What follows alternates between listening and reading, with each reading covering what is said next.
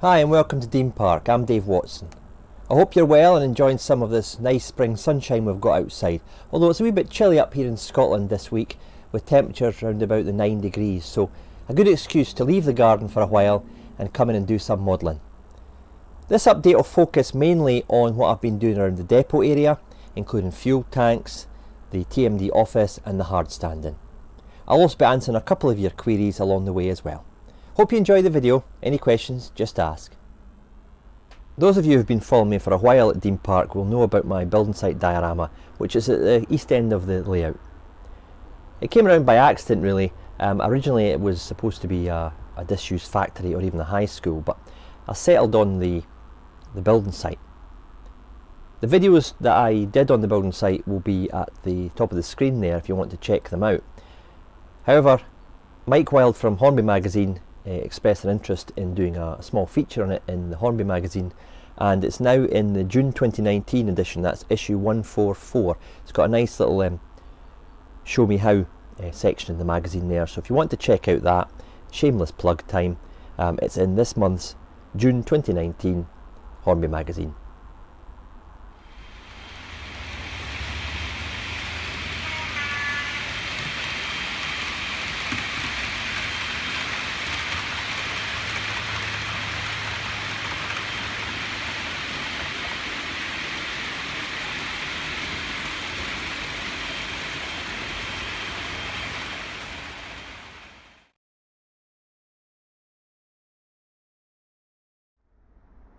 If you'd watched one of my previous depot updates, you'll have seen me talk about the vertical fuel storage tanks at the back there. The horizontal tanks are very much bigger and more substantial, and they take up a bigger footprint on the TMD area. And these will go along at the far end of the TMD beside the modern traction shed. The wall construction is very much the same as the vertical tanks. It's 2mm MDF with plastic brick embossed card on both sides of the MDF to create the wall. The top rim section is 1mm plastic card with scored or scribed grooves in it to represent each of the slabs, the concrete slabs or the edging stones, and then I've obviously attached that after painting and weathering. This is very much more a complex build than the vertical tanks. This is a Nightwing kit, and what I've done with the Nightwing kit is I've actually reduced the length of the tanks by one segment. You get segments to put together in the kit, so you can vary the length depending on your space available or requirements. So I've shortened it by one just to reduce the amount of footprint that it takes up at the TMD, and then I've assembled it as per the instructions. The gantry and the steps are particularly fine and delicate, so if you are making this kit, be aware that they are very prone to coming apart if you don't handle them properly. The rest of the kit, with the areas here, the tread plates and the caps for obviously lifting up and getting into the drainage of the pipe system underneath, is all part of the Nightwing kit as well, as are the pipes up the side and all the valve gear at the top. If you look at the steps, I've scratch built these using bits and pieces from the Scale Model Sceneries range, from the Relay Box platform kits and the Loco Inspection Ladders kit as well. So I've kind of scratch built stroke kit bashed to give this formation of steps. Now, because of the gravel depth, you'll notice that the right hand side legs are shorter than the left hand side legs. That is to accommodate the change in height. Obviously I've got a 2mm base of MDF in the area here that's then got fine ballast on top of it, so it has to be a differing height, and I had to work that out. I also had to work it out that it cleared the top of the wall as well.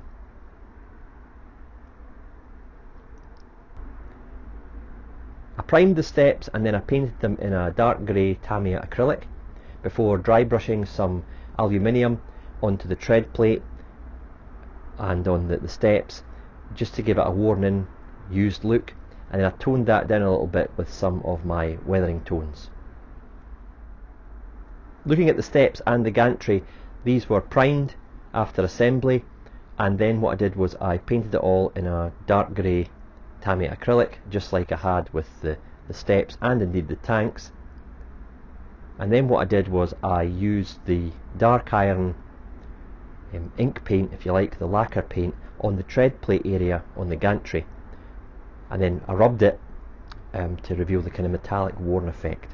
This required a wee bit of masking because the ink paint that I highlighted in a previous video, which I'll put the link to the top of the screen, it tends to run. It's got very, very thin consistency. So I masked off the sides of the gantry area before applying this paint, so I get a nice clean edge.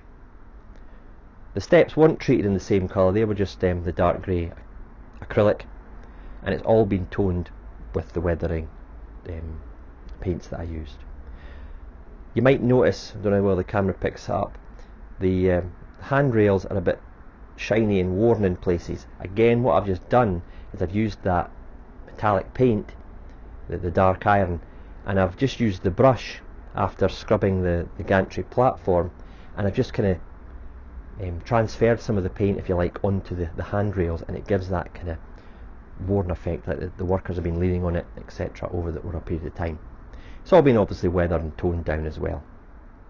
Looking at a side profile here of the tanks, you'll see that I've got an inlet pipe there to pump the fuel into the tanks. I've then got a kind of vent pipe there with some flange work there to make sure the pipe gets a good seal onto the tank itself. You'll notice, especially on the back tank there, a bit of darker streaking, and I've just used oil spills paint from Precision for that, and mix it in a little more black just to give it a varied streak. I've not overdone it.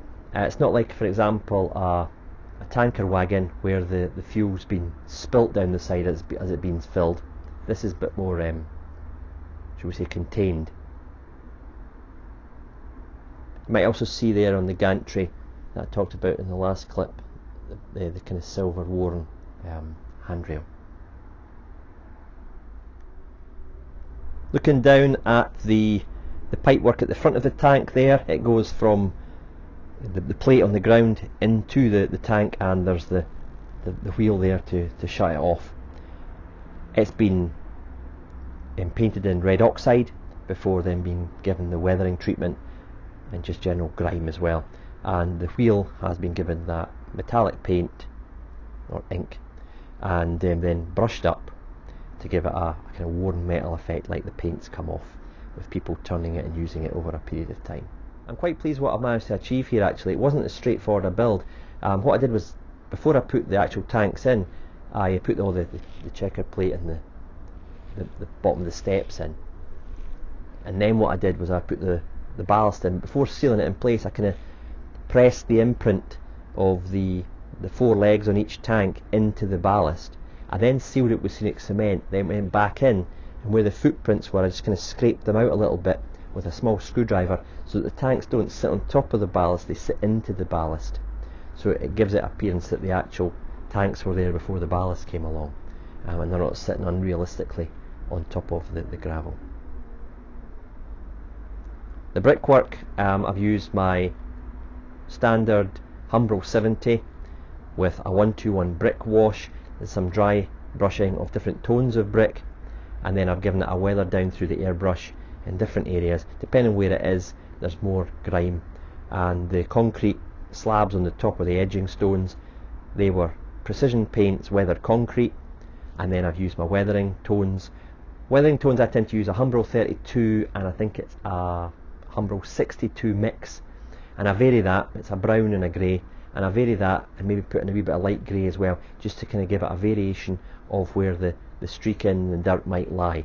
The top of the tanks is actually weathered more than the bottom because of this, obviously, just grime and smuts settling on the top of the tanks. It's not obvious from the picture on the screen here, but trust me, the top of the tanks is more weathered than down below, where it would get less exposure to atmosphere.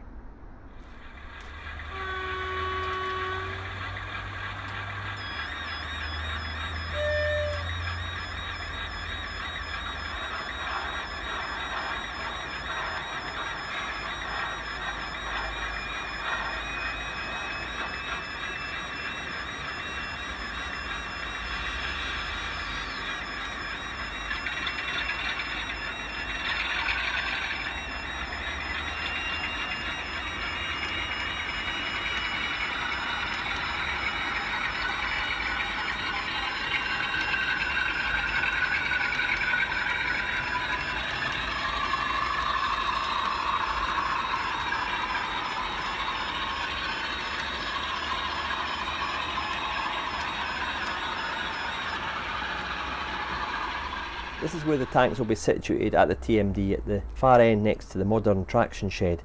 There'll be some developments on that hopefully in the next couple of months. This part of the TMD allows kind of a fuel drop-off area for tankers to be shunted in and drop off their fuel load, maybe an area here, which is then pumped into the storage tanks at this end and the vertical tanks at the other end of the depot.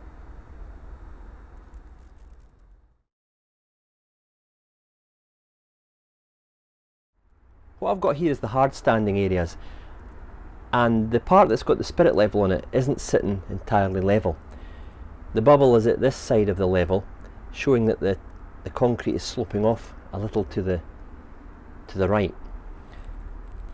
If I put it on this side, which has been slightly modified, it sits perfectly true and level.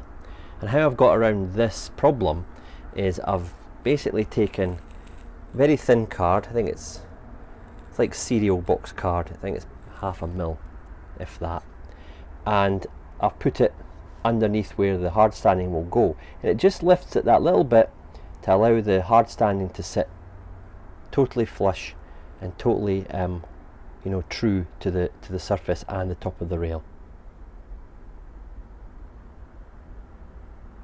So what I'm going to do now is I'm going to PVA this card in place, weigh it down, and once that's in position I then take the hard standings and I glue them on top.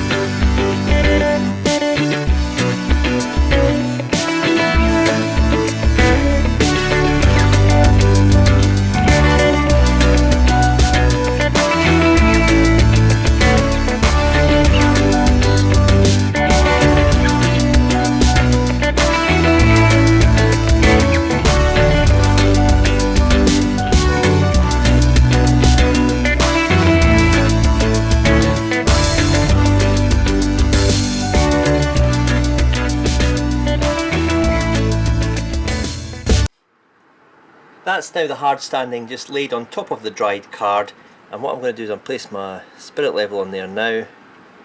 As you can see, that is now perfectly flat, so it's now ready to be glued in position. The glue I'm going to use to fix this hard standing down is some Rocket Max. It'll give me a little bit more time to play with repositioning wise compared to the Rapid, which only gives me 5 to 10 seconds. This gives me 10 to 20, so I should be able to get in position because it's basically lining up with the card underneath. Then it's a case of holding it in position while it sets or bonds and then moving on to the next piece. So I'll show you one piece getting laid just now.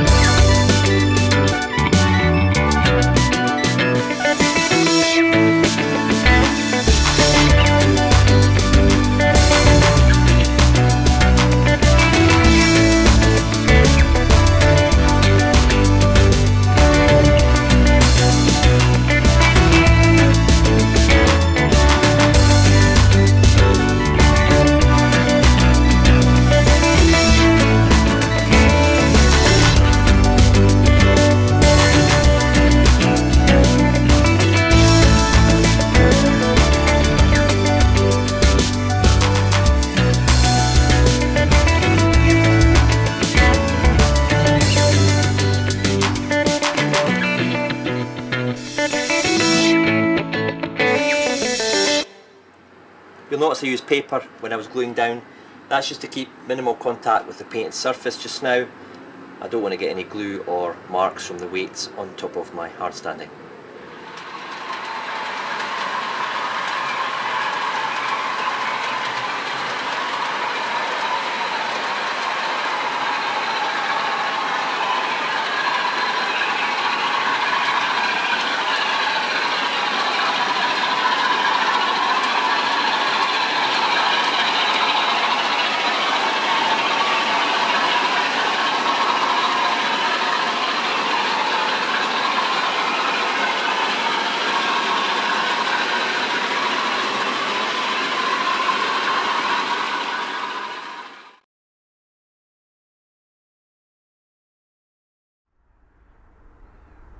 Work's progressed on the TMD office in the last month. I think in the last update it was just primed. Since then I've obviously done the brickwork. What I've used for this one is in a departure from my usual Humbrol 70 is I've used Railmatch light brick, and then I've gone over my brickwork with the Humbrol 121 stone wash, thinned down, and then wiped it off the surface to leave the mortar in the recess of the brick. Then I've gone in with some dark brick from Railmatch and a mix of the dark and the light brick Railmatch paints, just to give another variation in the actual tones of the brick. It's actually more evident on sections where there is a larger wall. This is obviously broken up a lot by the window sections. Being a 1970s build, it probably was a steel frame structure, and then the steel beams clad in the brick, as you can see that it's broken up in between the window sections there. The window section have been painted in flat white. The glazing has been fitted to the back of that. The sections at the top, the middle and the bottom, the panels, they will be fitted with I think it's 0.25 or 0.5 plastic card that'll be basically painted to a kind of grey colour to give the kind of Formica 1970s build appearance. The theme of the era will continue inside as well. I'm designing the interior just now. The walls will be painted in an off-white, light grey, pretty drab colour. Again, pretty synonymous for the period. I avoided using magnolia. Then what will happen is the roof will be designed. It's a flat roof structure with a slight recess with raised lip round the outside where the wall shape is just now, and then in other details such as drain pipes, signage, a step to get it to obviously the front door here, and then it'll be toned down a little bit with some weathering. So all being well, this is third month on this project now. All being well, the next month we'll see the interiors come together and the exterior panelling fitted. One thing that I alluded to mention in my previous clip, you'll notice at the right hand side on the inside of the building there are white strips glued onto the back of the MDF. This is just to allow the interior walls to sit flat and true against the window sections. If I didn't put those kind of packing pieces, it would be a gaping, almost a cavity.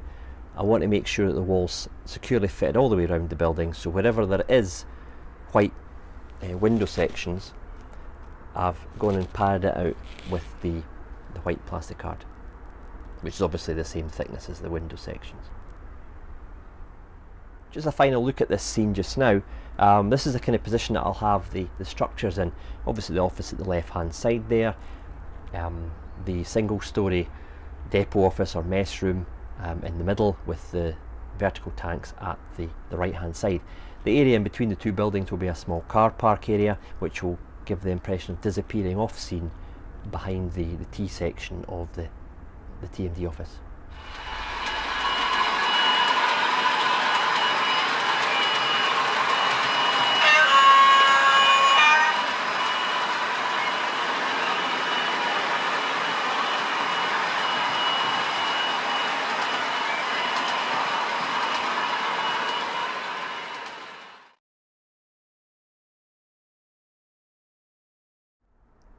I'm often asked what decoders I use in my locos. Until recently it was the Bachmann across the board. The Bachmann 21 pins are excellent decoders. I've got them in pretty much every loco actually that's got a 21 pin socket in it. I'll still continue to use them. The 8 pin from Bachmann haven't been as kind to me, especially in the Heljan locos. Heljan tend to have a bigger draw from the motor, and it's not as friendly to decoders as, say, a Hornby loco or a Bachmann one. I went through 3 of the 8 pin Bachmann ones in my class 26.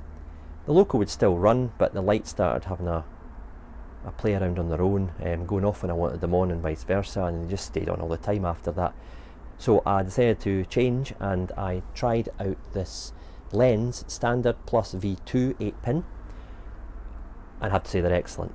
They're really super smooth. If you play with the acceleration and deceleration of it using CV3, CV4, they are so prototypical with the slow pulling off of the loco, and you know, I'm going to use these from now on in my 8 pin locomotives. Recently I tried the Lens 21 pin, the silver decoder, which is in the box on the right, and I've just fitted that in my new Class 47, and again, what a difference. Really quiet, there's no buzz, no hiss from it, and the acceleration, once you've tweaked it with the CVs, is so prototypical. The silver isn't as cheap as the Bachmann one, but I have to say that the 8-pin standard plus V2 from Lens is competitive with the Bachmann 8-pin. So I hope that's answered your questions as to what I use in my locos. Certainly nothing wrong with trying another brand that you haven't maybe tried before. You don't have to use a Bachmann chip in a Bachmann loco or a Hornby chip in a Hornby loco. They're all meeting the same regulations and standards, so it doesn't really matter what brand you use. It's finding one that you like, performs for you, and is priced to a level that you find acceptable for your budget.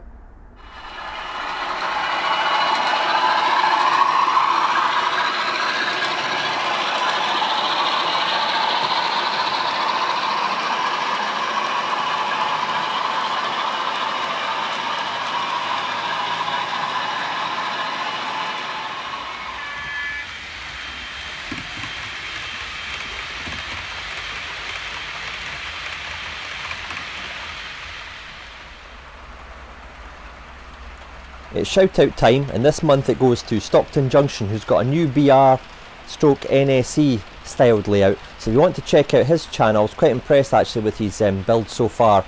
So check out his channel, the link's at the top of the screen.